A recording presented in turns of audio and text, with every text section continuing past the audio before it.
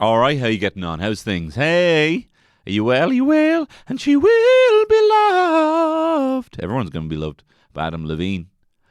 I always thought Adam Levine looked like such a trustworthy person, but now I'm so disappointed. Whatever. I actually kind of don't fucking care. That is not the most salacious thing I've ever heard in my life. Why is everyone talking about Adam Levine? Do you know what Jeffrey Dahmer did? Did you know what Jeffrey Dahmer used to do? All right, so why isn't that on the news? Do you know there was a lad they made Psycho about, and he used to make foreskins into lampshades? Why aren't they talking about that? 13 Russian businessmen are after being knocked off. Why aren't you talking about that? I don't even want to mention that publicly because I'm so scared. I'm not brought, allegedly. Anyway, look, how you? I'm scared now. You have me fucking spooked in my home here in the candy striped walls of the Head Stuff podcast, the podcast studios here in McGuinness Place. Also, I should say this podcast is sponsored by the Dubliner Irish Whiskey, and if you're liking a tasty whiskey these days, just a light little tipple. We're getting into the old autumnal weather. It's quite nice to have a little tipple of the old fashioned, nice almost autumnal spices in that, like a cinnamon stick and orange peel and all the kind of stuff that you smell in a kind of fancy potpourri bowl of a rich man's house. Drink that in the Dubliner Irish Whiskey Old Fashioned. It's one of my favourite tipples, and you can get it at thedld.com. But enough about that. You're probably wondering why I'm wearing sunglasses, and even if you can't see me right now, you probably think this guy has the attitude of a man who's wearing sunglasses. I just kind of feel a bit rock and roll, guys. No pictures, please, guys. No pictures, please. Please, I'm just a normal man. I'm here with my son trying to eat Eddie Rockets. Please stop taking my vote. That's never happened, and we're very respectful fans. I don't even like to call them fans. I call them family, and my family are very respectful of me. I just wanted to wear sunglasses. Something about it, the energy of wearing sunglasses is kind of like I'm wearing a duvet with little eye holes, and I'm kind of a ghosty, and you kind of don't know what I'm up to. I could be tiddling you 1 minute. I could be like, whatever, moving your pens around, and you're like, whoa, So, that's kind of my vibe when I wear glasses. That's what I feel like, and I feel a bit more confident. I feel like the drummer of the Ting Tings. That's my name. That's not my name. It's weird. Growing up, I used to really think Sid from Hey Arnold was a very cool cat. He wore a hat and he had a popsicle nose. And he wore a hat all the time, and that was kind of the running joke. And I was like, you know what? I want to be the hat guy. And then I met actual hat guys who I was like hung out with, and they would wear hats all the time. And I was like, this is cool. This is badass. The guy never takes off his hat. And he's got like cool hair. And then as you'd seen him on 25, and you're like, oh shit, you're still rocking that hat, bro. Like, you're still rocking that, like, big, saggy beanie, And you're, like, 36 years of age, And I've no, I don't want to yuck anyone else's yum, I don't want to hat shame, But, it has a different, someone who actually follows through, being like, I am the hat guy. Into my 40s, I'm the hat guy, My mate Charlie was in his mid-30s and he wanted to start wearing a hat. And he's like, I can't start wearing a hat in me mid-30s, man. He's from Limerick. I can't start wearing a hat in me mid-30s, man. What are they going to start calling me fucking hat guy? They're going to start calling me hat guy, he was saying. And they would, My cousin Omar arrived, I told you about this, arrived one day with a really long t-shirt. Everyone started calling him Turkish fuckboy. You can't do new things when you get into your mid-30s. Or can you? See? The thing is, I've talked about this before in the pod. You need to tolerate, say your pink socks, right? And everyone starts calling you flump legs, right? You wear some pink socks and that's something that you don't normally do, and then everyone's calling you fucking flump, Freddie Flump, Bertie fucking Bassett legs. They start calling you. You have to tolerate that twice, and then that's your thing. But anyway, yeah, guys, no pictures, please. Please, no pictures, Cillian Murphy, I met Cillian Murphy that time and he wouldn't get a picture with me. And I respect it. It's like, no pictures, lads. Went over to him and I was like, Cillian, can we please get a picture with you? On our shite Nokia. Now, you wouldn't even know it was him. It would look like a blurred thumb because these phones were shite. was like a Game Boy camera quality photo. And I have to wait for ages for it to load, No pictures, lads, he said. And my mate Connor said, Killian, even though you won't take my photo, you're still my hero. And he couldn't give a fuck. And we found out later it was his birthday that day. And there I am, going over to him on his birthday. But that's what you get. If you want to do plays and have no one know who you are, do plays. But if you want to be a Hollywood actor, then you're going to be hassled on your birthday by me, like Clem, and my friend, who's your protege, or whatever, your hero. But what else is going on? We moved back into the gaff. We were away. We were staying with the in-laws for a little while. Moved back to the gaff. Let me tell you. The dust.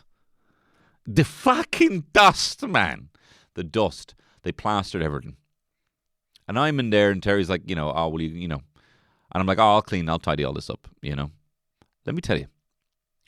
I don't know how to clean anything. I've never had to clean.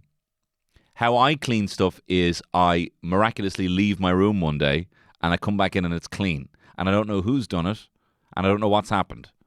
But my childhood bedroom is a mess. I leave. Miraculously, I come back and it's clean. I walk into my house with dirty clothes. I take them off and I leave them on the floor. Miraculously, they end up ironed and back in my wardrobe. I don't know who does it, but all of a sudden, the magic just stopped working.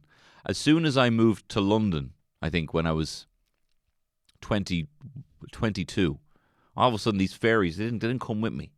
The Lepretians stayed put. And then all of a sudden there was just piles of clothes. I was very hungry all the time. Food wasn't arriving anywhere anymore. So I don't know how to clean, right? I'm literally, it's almost like I'm an alien. Did you ever see that Italian song? And it was a song, it was actually used in Fargo, and it pops up on Twitter all the time. And everyone's all like, yo, did you know that this song was actually, it's an Italian singer, but he's singing it in what he thinks English sounds like? So he was like, Yahoo! That's that song. He just saying words that it would like us be like, because you can still somehow insult the Italians. It's insane, the Italians. And people actually ramp it up. Because you're allowed to Italian, people are like, oh, Madonna, and mamma mia, oh, because you're allowed to do that. That's mad you're allowed to do that. I can't even do a subtle Nigerian, which I shouldn't be allowed. But anyway, this song of the Italian guy going, trying to make it sound like it's English, right? That's how I feel when I'm, sweeping or mopping or wiping anything. I feel like I'm doing an impression of someone I saw sweeping or mopping. I don't know what I'm fucking doing. And I keep just doing it. I'm doing it until someone just says, stop! I'll show you what to do. And no one ever does. I'm used to just doing stuff half-assed until my dad eventually just grabs the brush and goes, for fuck's sake, and then sweeps, right? Or my mom just like, pet, and then does it, right? My dad would get frustrated being like, I can't believe you don't know how to sweep. Then show me how to sweep. And then he'd show me how to sweep, and I'd be like, I'm totally checked out of this. But anyway, I don't know how to sweep. I don't know how to clean. I don't know how to do any of these things. I'm not totally brain dead. Like, I'm just, But anyway, so I feel like when I'm doing all this stuff, so I'm here in this apartment, and there is nothing but dust, mate. It's just dust everywhere. And the front bit of our Dyson doesn't revolve. We have a Dyson. We got it as a wedding gift, right? And it doesn't, right? What's great about the Dyson is you have the swirly bit at the top going, woo, woo, woo, woo, sucking it up, right? And then you have the front bit of the Dyson, right? The head of the vacuum, and so you're kind of it's sweeping. It's doing, and that bit's not working. So it's just working as a traditional Hoover, which isn't as good. And it's getting clogged with all this dust, and I don't know what the fuck I'm doing. I wipe a bit, and then I walk somewhere, and then there's more dust, and I'm out of my depth, and I feel like I'm going to scream, but I'm so stubborn to my wife. I'm like, no, I'll do it. I'm going to do it. I'm just going to do it. And I kind of need to, check out with that side of myself a little bit, But I don't know what I'm doing. I'm in out of my depth, and there's dust everywhere, and I feel like I've let my family down. But I'll get, whatever. I'm sure I can just keep doing it. I just don't know the best way of doing that. And I'm not reading a fucking Marie Kondo book. I got it for Terry, and she said, "Are you seriously giving me a book on tidying up?" And I'm like, "I just thought you might want to read that." And I thought you could maybe then give me the, TLDR on that. Too long didn't read. But then I read a bit of it, and then, it just seems like I'm not picking up everything. She says, put everything in the middle of your floor, and then pick it up and give it a cuddle. And if it makes you happy, then keep it. If it doesn't, get rid of it. And I've been ruthless. I'm getting rid of everything. What happened was the builders took everything out from under the stairs. And they really fucked it up. Anyway, there's just dust everywhere, and I don't know how to get rid of it, and I keep doing it, and I feel like I'm going to scream, and there's nothing but boxes. And let me tell you what I've realised. Everything that's in those boxes can go in the fucking bin. I don't want any of it. I don't want it. There's nothing in those boxes I need. Those boxes could comfortably stay, everything that's in those boxes could stay in those boxes for the rest of my life. And I'm going to be taking it out being like, oh, where do we put this little bell? Oh, our little bell, babe. The thing that we bought in that little charity shop. You know, the little bell, the cute bell. Where would we put the bell, And I don't care we put the bell. Let me tell you this. As soon as I take that bell out and I put it anywhere, Terry's going to be like, why'd you put the bell there? But if I go to her and I say, where do we put this bell? She's going to be like, do I have to fucking hold your hand with everything? Yes! But everything's fine. There's just a lot of dust. And I want to get rid of everything that I have. I don't need that. I took the PlayStation out. That's all I need, My TV's there. That's all I need. So just get rid of everything. Everything's digital, right? So I don't need that anymore, right? I don't even need, people have books. People have a shitload of books. I think that's mad. I mean, it's great. But I don't want to, that's a lot of things to have. That's like a mass of things to have just so they look good on the wall. But people like that sort of shit. Are you going back reading that book again? No. Then you're bragging. About the fact that you read books. And that I don't read books. You've made me feel this Can I just say, Carol, since coming in here and looking at your bookshelf, you're after making me feel this big. I didn't mean that, but you're after making me feel this big. What, because I read audiobooks? Well, you listen to audiobooks. I read audiobooks! And I wish I could show you on my head how many books I've read. But I can't. What you want me to do? Start adding little book earrings? Because I'd have about 6. I've read about 6 books on audiobook, right? So if we're all displaying our knowledge, then what? Are you honestly recommending that I start carrying books on my ears? Anyway, look, there's a lot of shit everywhere, and I don't need any of it. I'm not getting rid of it, I need to just, But it's going to be great. I'm going to have, I'm going to be recording some videos from there. I have a nice long room. The office has been extended, so that'll be exciting, and you'll get to see the inside of that at some point. Need to do something about the echo, echoey. If you're a fan of my Patreon, you might have heard more recent episodes, quite echoey in there. And to be honest, I don't know what state I'm actually going to be in. As of this recording being released, I'm recording this, the weekend before, right? This Friday right now, I'm recording this. But on Tuesday when this goes out, I don't know what state I'm going to be in. I'm going to be left alone with the young fella all weekend. Terry's going on a little hen do. Right? She's going on a hen do, and I'm going to be left with the young fella. And it's a mad thing when Terry goes away. See, the thing is, before the kid, Terry would go away and I'd be living the absolute batch life, bro. You can call me a sliced pan because I'm living the batch life, right? You can also call me, baked beans because of bachelor's beans or peas, whatever they do. You can call me peas because I'm living the batch life, right? Terry go away. I lie as, look at me, horizontal as I fucking can, right? As horizontal. You can actually even call me the spirit level because I'm so horizontal. Okay, so I'm there at the absolute batch spirit level on the couch, apart from my neck, which will be propped up by too many pillows, not even comfortable. My neck will be 90 degrees because of being propped up by too many pillows. More pillows than Terry be happy with. Terry doesn't like, because she thinks it adds to a slouch, She's very good posture. So she sees me with my neck like that, and she's like, that's not really good for your neck. And I'm like, well, it's how I live. I'm drawn to it. I don't want to breathe. I want my chin bed into my chest. For some reason, I don't know why, but I like to be comfortable that way, right? Too many pillows behind my back. And obviously I'm getting on the blower and I'm ordering an Olympus Mons of Chinese food to my house, right? An Olympus delivered in a fishing trawler, opened with a net, just dumped onto the floor, and then I get onto all fours like a little piggy and eat it off the ground like a naked pig, you know? Because I'm not wearing clothes, right? So I'm there as an absolute spirit level, right? Eating an Olympus Mons of Chinese, right?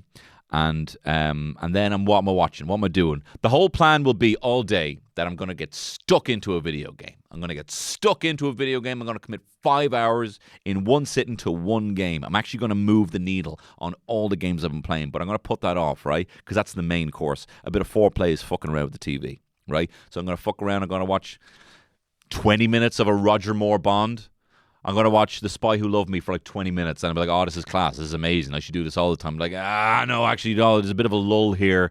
And then I'll put on some Christopher fucking Lee Hammer Horror Dracula. And I'm like, this would be so sound if I was a sort of fucking legend who actually watched this thing through and I actually enjoyed it. But guess what? I kind of don't. I love it in theory. And I'd like to watch it in a cinema and I'd like to watch it with people. But me committed, I'm not sitting down watching a Christopher Lee Dracula. That's unfortunately behind me. Peter Cushing's there. He's looking class. He's looking all, you know?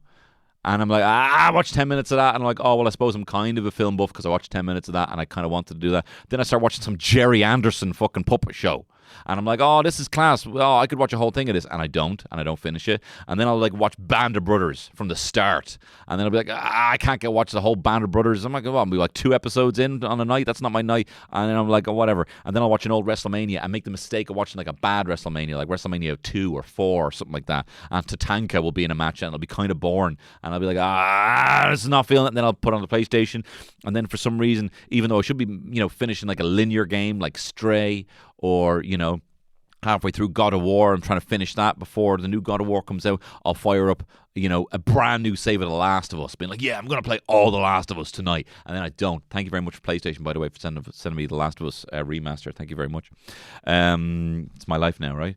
And then I'll play that for a little bit. I don't know now. And then I'll download NBA 2K. Or something like that, and then I'll be like fucking around with it, being like, yeah, I wouldn't mind doing some slam dunks. And then I realize I've never played this game before. I'm shy, I don't know the controls. And I'm like, fuck it, I don't know what I'm doing. And then before I know it's 2 o'clock in the morning, I'm like, I should go to bed. And then I'll go to bed and I'll look at my phone for ages. I'll be on Reddit for a little while. And then I'll be watching some sort of productivity hack video at 3:30 in the morning.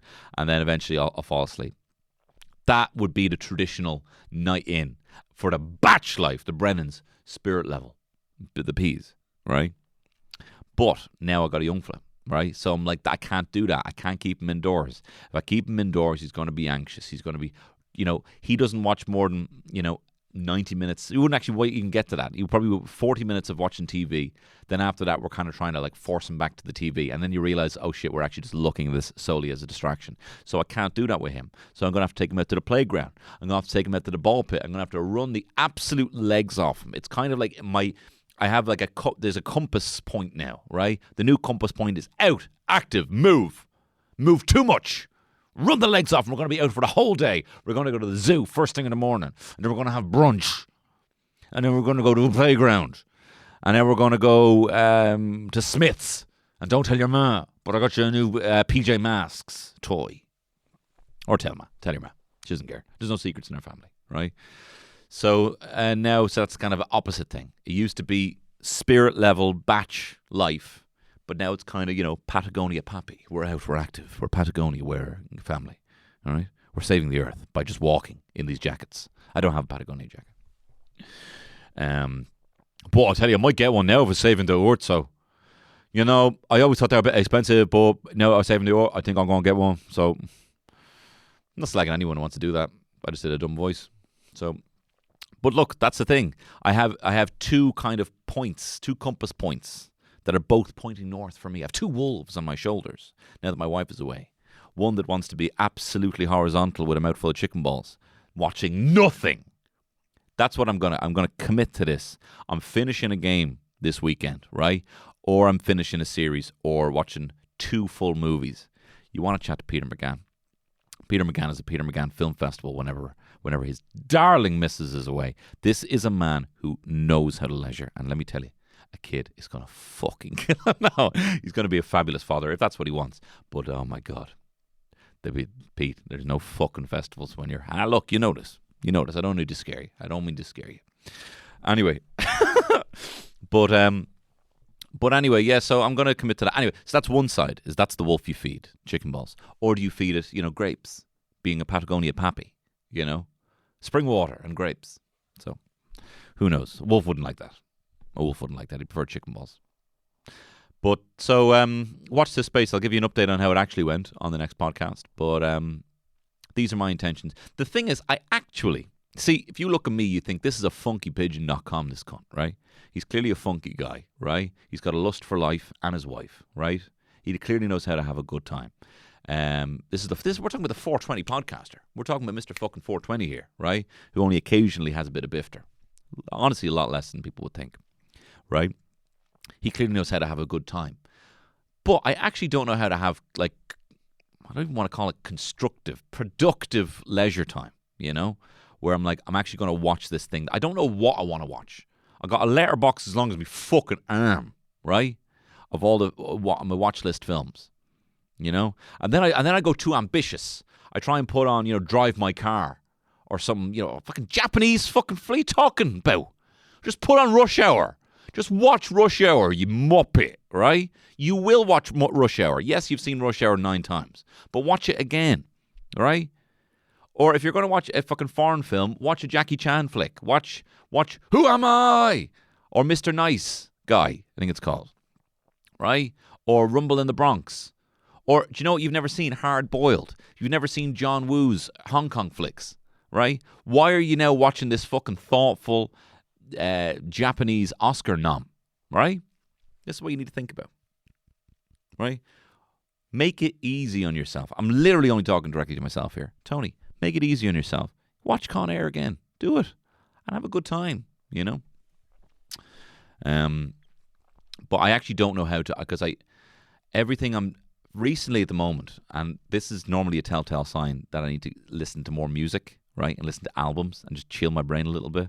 Because at the moment I'm like just spamming podcasts, and I'm like, no, this isn't hitting it. This isn't hitting it. This isn't hitting it, right? And I'm anxious. I think I'm anxious because I had the big Vicar Street show, and after I have a big thing, I feel a bit, where do I fucking put my shit, right? I don't know where do I put my hands, beforehand, in my 20s, my emotions were very like done, satisfaction, relaxation. They come at you quicker. But as you get older, everything is slower, including your reactions to things, including your emotions. And everything takes a long taper, right? So, I finish a show and it's a long taper. I'm awake for a little bit, right? And beforehand, I would have just been like, I'm laughing, and now I'm drinking. But now I have to kind of taper off these emotions. And these things last off, into a week. These things. I'm feeling a bit better now. But I'm kind of like, what's the fucking thing, And actually, do you know what as well, bro? I'm talking again to myself. So I'm not going to tolerate you thinking of yourself as lazy, because you're not lazy, right? You actually don't even know how to fucking enjoy yourself when you're not doing something, So I'm not lazy, but I kind of have this kind of core, like an Inside Out, where all the memories come in, and then some of them become like core memories, and then some of those core memories become like pillars of your personality, like it's kind of islands. I love that interpretation of your own mind and your personality.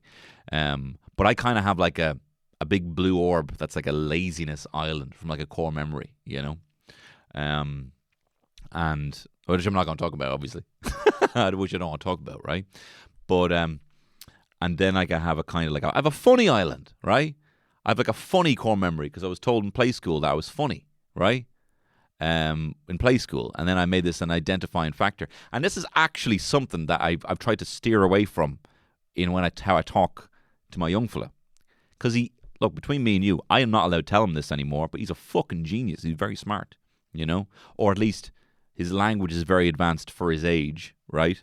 And no doubt it'll catch up, and same with reading as well, it evens out eventually. But he's got a very large vocabulary.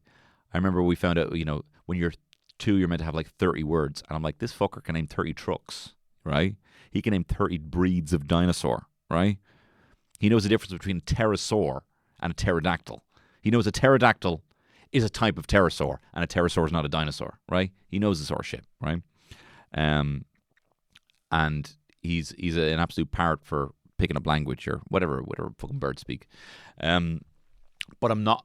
We have to talk about process-based compliments, you know? Like, that is so great how you have used that new word. That is so amazing how you've incorporated all these new words that you've learned. It's hard to do to a brain of a 2-year-old. It's much easier to be like, you're so smart. You're so smart. Because when you say you're so smart, this is what I was reading in the Danish way of parenting, is that by actually saying something like they're smart, it becomes a fixed character trait, an attribute. And it actually makes them less likely to prove that they're smart.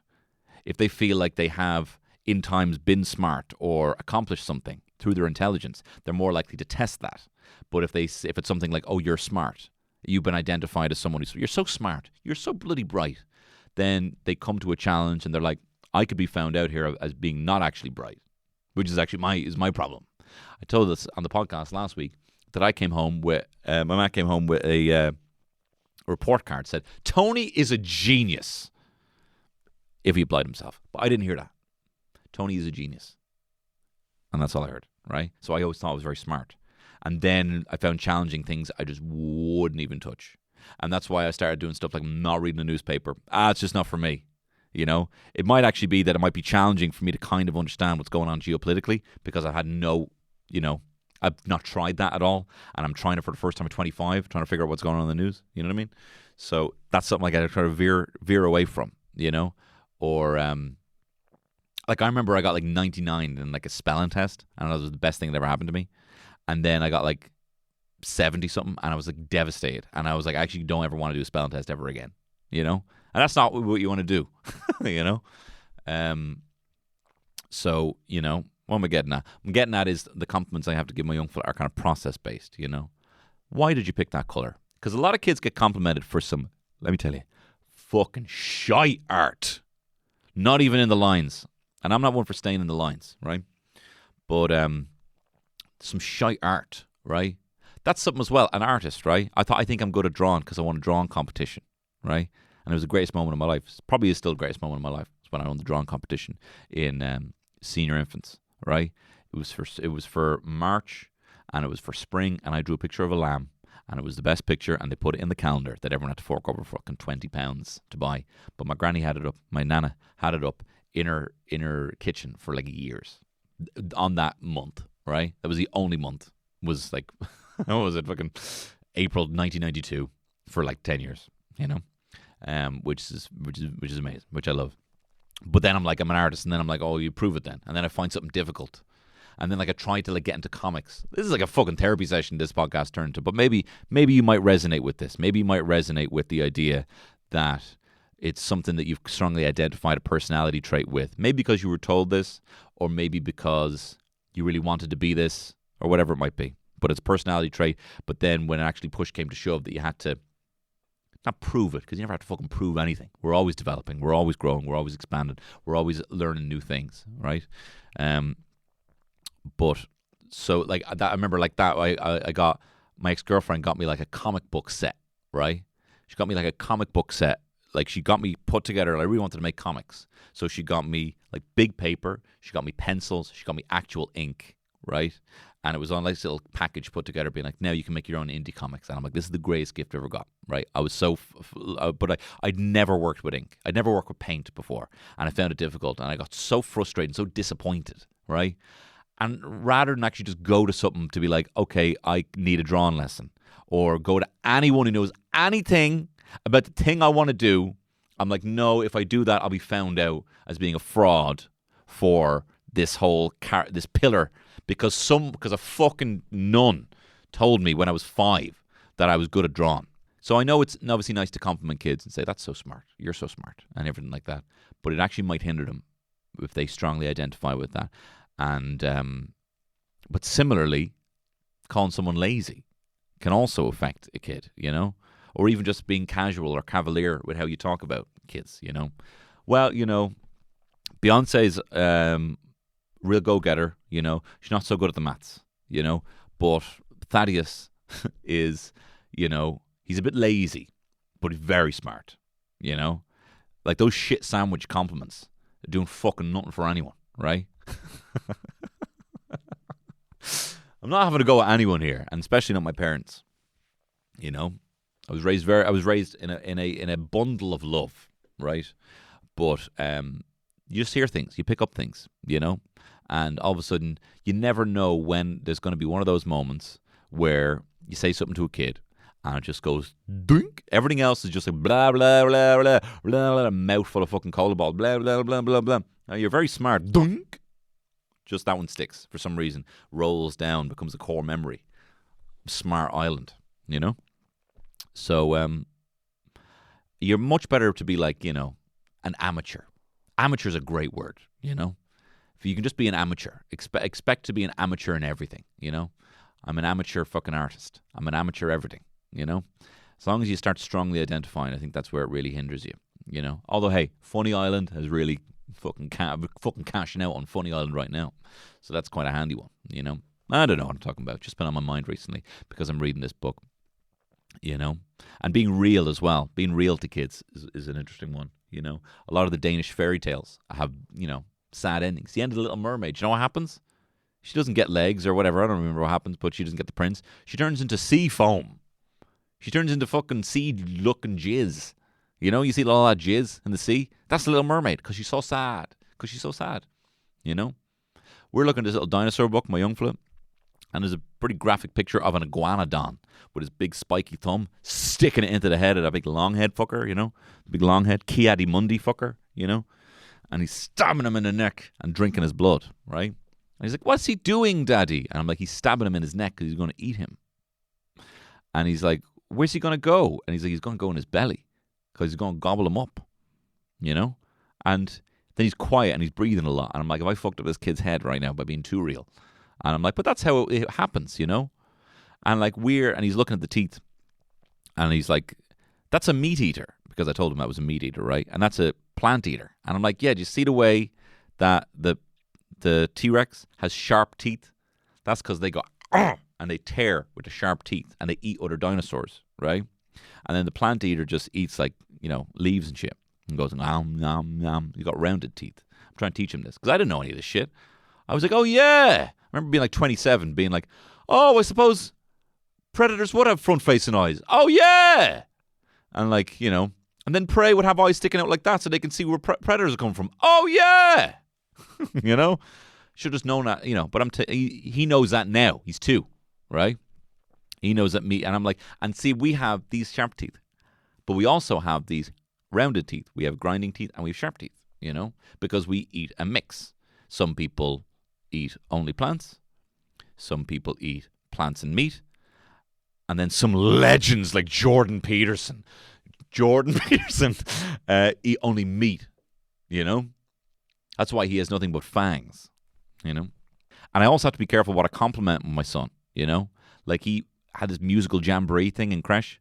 And I was like, asked him like 9 times afterwards, what you playing music? Where are you playing music? Are you playing the guitar? Were you playing percussion? Because I really want him to get into music. I really want him to feel like he can express himself in music. I want him to hold music up in the same way. We weren't allowed to do music in school. There wasn't enough people who did it. In art school, there wasn't art, right? And I'm there trying to fucking draw an oxbow lake. And I could have just been like painting something, right? And then not be so frustrated that I can't do my own comics. Anyway, look, it's a fucking stupid rigged system. But so I'm trying to like be like asking about all this music, and then I'm also like, but he also could have been playing football. You know, he could have been kicking a ball around, and I actually need to be as interested in that for him early. You know, I mean, Terry will probably do the line share of that. You know, being like, what are you, a rook? Are you a rook? Are you a scrum half? I don't really know what these things mean. Are you number 7? I don't know, whatever. You know, I don't know what any of that means. Were you holding on, ref? Were you holding on? As Terry might say. Because I like playing music with him. I play my guitar, he plays the ukulele.